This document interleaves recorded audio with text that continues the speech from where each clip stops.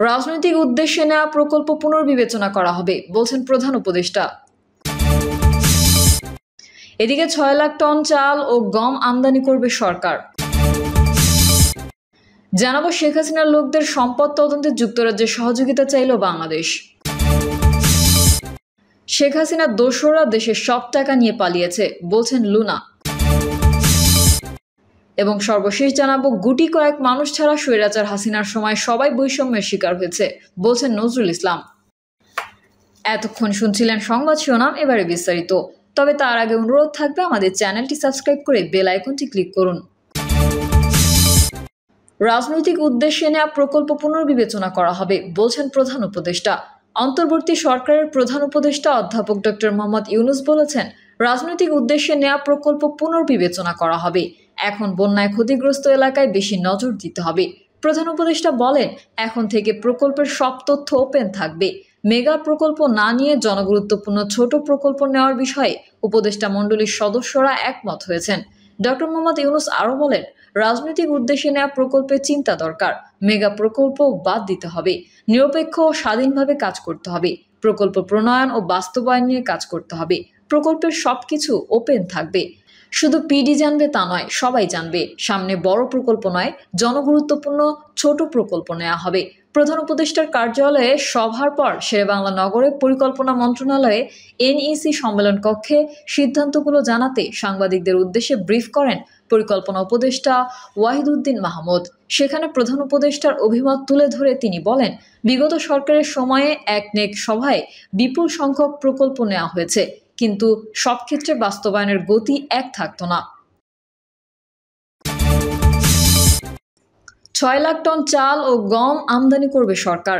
আগামী ১৫ দিনের মধ্যে ২ লাখ টন চাল ও ৪ লাখ টন গম আমদানি করবে সরকার। প্রস্তাবিত আমদানির বিষয়ে অর্থ উপদেষ্টা সাংবাদিকদের বলেন, সরকার খাদ্য সরবরাহে ঘাটতি দেখতে চায় না বলেই চাল ও গম আমদানির উদ্যোগ নিয়েছে। তিনি বলেন, এগুলো তাৎক্ষণিকভাবে প্রয়োজন নেই, তবে সরকার আমাদের সরবরাহের জন্য মজুদ প্রস্তুত রাখতে চায়। খাদ্য মন্ত্রণালয়ের প্রস্তাব অনুযায়ী চলতি ২০২৪-২৫ অর্থ বছরে ২ লাখ টন এবং G2G পদ্ধতিতে ৪ লাখ টন গম আমদানি করা হবে। ২০২৪-২৫ অর্থ বছরে সরকার আন্তর্জাতিক উৎস থেকে ৩,৫০,০০০ টন এবং অভ্যন্তরীণ উৎস থেকে ১৯,২৩,০০০ টন চাল সংগ্রহের লক্ষ্যমাত্রা নির্ধারণ করেছে। শেখ হাসিনার দোসররা দেশের সব টাকা নিয়ে পালিয়েছে বলছেন লুনা। বিএনপির চেয়ারপারসন বেগম খালেদা জিয়ার উপদেষ্টা ও নিখোঁজ বিএনপি নেতা এম ইলিয়াস আলীর স্ত্রী তাহসিনা রুশদীর লুনা বলেছেন, আওয়ামী লীগের এক একজন মন্ত্রী ও অন্যদের কি পরিমাণ টাকা আছে তা হিসাব করতে গেলে দিনের পর দিন আর রাতের পর রাত চলে যাবে, কিন্তু হিসাব মেলাতে পারবেন না। আজ ব্যাংকে টাকা নেই, টাকা তুলতে গেলে ২ লাখ টাকার বেশি ব্যাংক টাকা দিতে পারে না। জনগণের সব টাকা শেখ হাসিনা ও তার দোসররা নিয়ে গেছে। তারা হচ্ছে লুটেরা সরকার। তিনি আরও বলেন, আমাদের নেতা তারেক রহমান প্রবাসে থেকেও আমাদের দেশ ও দলকে আগলে রেখে বিভিন্ন নির্দেশনা দিয়েছেন। এছাড়াও বৈষম্য বিরোধী আন্দোলনে শক্তিশালী ভূমিকা রেখেছেন। তিনি এই ছাত্র আন্দোলনের প্রেক্ষাপট শুরু করেছেন আরও ১৫ বছর আগে থেকেই। আর এই ছাত্র আন্দোলনকে আমাদের নেতা তারেক রহমান সার্বিক সহযোগিতা ও সার্বিক সমর্থন জুগিয়েছিলেন। এছাড়া আমাদের দলের নেতাকর্মীদের নির্দেশনা দিয়েছিলেন সেই ছাত্র আন্দোলনকে যার যার অবস্থান থেকে সমর্থন ও সহযোগিতা করার জন্য। তাই আন্দোলনকারী আমাদের সন্তানদের তাদের মা বাবা পেছন থেকে সাহস জুগিয়েছিলেন। আর এই আন্দোলনের ফসল একদিনের নয়, বিএনপি নেতাকর্মীদের দীর্ঘদিনের ত্যাগের শিকার। ফলে অন্তর্বর্তীকালীন এই সরকারকে সার্বিক সহযোগিতা করার আহ্বান জানান। শেখ হাসিনার লোকদের সম্পদ তদন্তে যুক্তরাজ্যের সহযোগিতা চাইল বাংলাদেশ। ক্ষমতায় থাকা অবস্থায় অবৈধভাবে বিপুল পরিমাণ অর্থ সরিয়েছিল হাসিনা সরকারের সঙ্গে থাকা মন্ত্রী এমপি সহ বিভিন্ন স্তরের সরকারি কর্মকর্তারা। ৫ই আগস্ট শেখ হাসিনা ভারতে পালিয়ে যাওয়ার পর থেকে বিভিন্ন ব্যক্তিদের অবৈধ সম্পদের তথ্য বেরিয়ে আসে বিভিন্ন মাধ্যমে। এবার হাসিনা সরকারের সঙ্গে যুক্ত ব্যক্তিদের সম্পদের তথ্য তদন্তে যুক্তরাজ্যকে অনুরোধ করেছে বাংলাদেশ। অন্তর্বর্তীকালীন সরকার দায়িত্ব নেওয়ার এরপরেই লন্ডনকে ঢাকার পক্ষ থেকে এই অনুরোধ জানানো হয়। সাবেক প্রধানমন্ত্রী শেখ হাসিনার মিত্রদের বৈদেশিক সম্পদের তদন্তে সহায়তার জন্য যুক্তরাজ্যের সাথে যোগাযোগ করেছে বাংলাদেশ। মূলত ক্ষমতাচ্যুত স্বৈরাচারী সরকারের সদস্যদের দুর্নীতির বিরুদ্ধে জোর কদমে নেমেছে বাংলাদেশের নতুন সরকার। বাংলাদেশের কেন্দ্রীয় ব্যাংকের নতুন গভর্নর আহসান মনসুর বলেছেন, হাসিনার শাসনামলে ব্যাংকিং ব্যবস্থা থেকে কমপক্ষে 2 লাখ কোটি টাকা বিদেশে সরিয়ে নেওয়া হয়েছে কিনা তা তদন্ত করছেন নতুন সরকার। মনসুর ফিনান্সিয়াল টাইমসকে বলেছেন, এই বিষয়ে তিনি যুক্তরাজ্যের সাহায্য চেয়েছেন, কারণ যুক্তরাজ্য সেই বেশ কয়েকটি দেশের মধ্যে একটি যেখানে স্বৈরাচারী সরকারের সদস্যরা তাদের সম্পদ সরিয়ে নিয়ে থাকতে পারে বলে বাংলাদেশি কর্তৃপক্ষ বিশ্বাস করে। তিনি বলেন, এই ধরনের সম্পদ যুক্তরাষ্ট্র, সিঙ্গাপুর ও সংযুক্ত আরব আমিরাতেও পাচার হয়ে থাকতে পারে। গভর্নর আহসান মনসুর বলেন, যুক্তরাজ্য সরকার এ বিষয়ে খুবই সহায়ক। হাইকমিশনার আমার অফিসে এসেছেন এবং তারা প্রচুর প্রযুক্তিগত সহায়তার প্রস্তাবও দিয়েছেন। মনসুর বলেন, বিশেষ করে শেখ হাসিনা সরকারের সাবেক ভূমিমন্ত্রীর যুক্তরাজ্যে মালিকানাধীন 150 মিলিয়ন পাউন্ডের সম্পত্তির পেছনে ব্যবহৃত তহবিলের উৎস শনাক্ত করতে চায় বাংলাদেশি কর্তৃপক্ষ।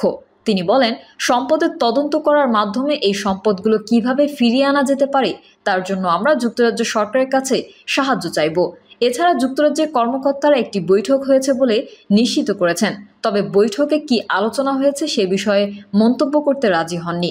ফিনান্সিয়াল টাইমস বলছে, ছাত্র জনতার গণ আন্দোলনের মুখে শেখ হাসিনা গত মাসে ভারতে পালিয়ে যান, কিন্তু এই দেশে তার অবস্থান ঠিক কোথায় তা অজানা এবং এ বিষয়ে মন্তব্যের জন্য তার সাথে যোগাযোগ করা যায়নি। ব্রিটিশ এই সংবাদ মাধ্যমটি বলছে, এই অভিযোগগুলো ব্রিটিশ প্রধানমন্ত্রী স্যার কেয়ার স্টারমারের নতুন লেবার সরকারের জন্য একটি জটিল সমস্যাপূর্ণ বিষয় হয়ে উঠতে পারে, কারণ ব্রিটেনের নতুন এই লেবার সরকারের সিটি মন্ত্রী টিউলিপ সিদ্দিক হচ্ছেন শেখ হাসিনার ভাগ্নি। টিউলিপ সিদ্দিক এই অন্যায়ের সঙ্গে জড়িত এমন কোনো ইঙ্গিত দেওয়া হয়নি।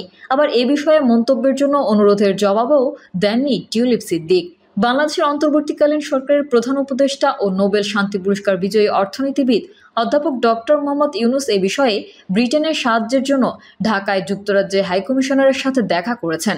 ডক্টর ইউনুসের প্রেস সেক্রেটারি শফিকুল আলম বলেন, বাংলাদেশি কর্তৃপক্ষ বাংলাদেশ থেকে চুরি করা এবং বিদেশে পাচার করা অর্থ উদ্ধার করতে যাচ্ছে। এটি এই সরকারের অগ্রাধিকারগুলোর মধ্যে একটি।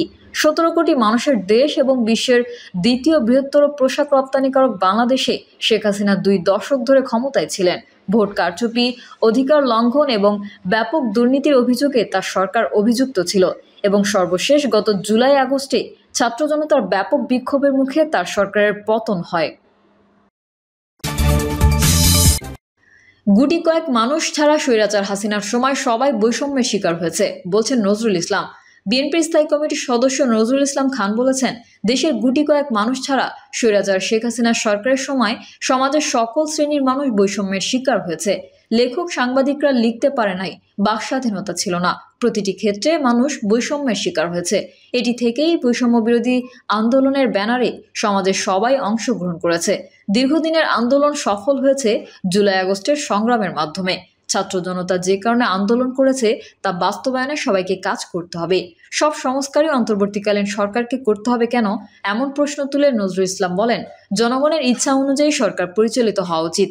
তিনি বলেন, নির্বাচিত সরকার কি কি সংস্কার করবে তা নিয়ে নির্বাচনের আগে জনগণের সামনে তুলে ধরতে হবে, যাতে করে জনগণ ভোটের মাধ্যমে যোগ্য প্রতিনিধি নির্বাচন করতে পারে। প্রিয় দর্শক, এই ছিল এখনকার সর্বশেষ সংবাদ। আপডেট সংবাদ পেতে চ্যানেলটি সাবস্ক্রাইব করে বেল আইকনটি ক্লিক করুন। কমেন্টে আপনার মতামত জানিয়ে আমাদের সাথেই থাকুন। ধন্যবাদ সবাইকে। আল্লাহ হাফেজ।